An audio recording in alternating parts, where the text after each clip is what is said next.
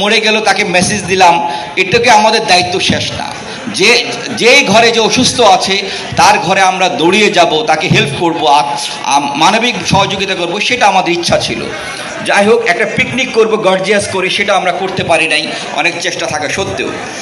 এখন যে প্যানেল আসছে আওলাদ ভাইয়ের প্যানেলে, আওলাদ ভাই দেখেছেন গত 2টা বছর উনি নির্বাচিত না হয়েও উনি ওনার নেতৃত্বে আমাদেরকে সবগুলা আনন্দ দিয়ে গেছে। উনি পার্সোনালভাবে পিকনিক করেছে, পার্সোনালভাবে উনি অনেকগুলা প্রোগ্রাম উনি করেছে, এবং প্রত্যেকটা প্রোগ্রামে অনেক ডিসিপ্লিন ছিল তো না ভাই?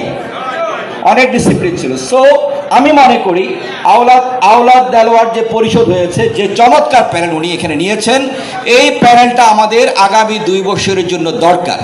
আমরা আশা করছি এই প্যানেল নির্বাচিত হলে আমাদের রমনা উষায় আমরা যে জিনিসটা চাচ্ছি, যেটা আমাদের dream, what we want to do, সেটা আমরা করতে পারবো। আমরা যারা হীনমন্যতায় ভুগে, যাদের মানসিকতা ছোট, যারা অল্পতেই হিসাব দেয় না, যারা টাকাটা নিজের পকেটে রাখে, কুক্ষিগত করে রাখে, যারা ব্যাংক অ্যাকাউন্ট খুলতে সাহস পায় না,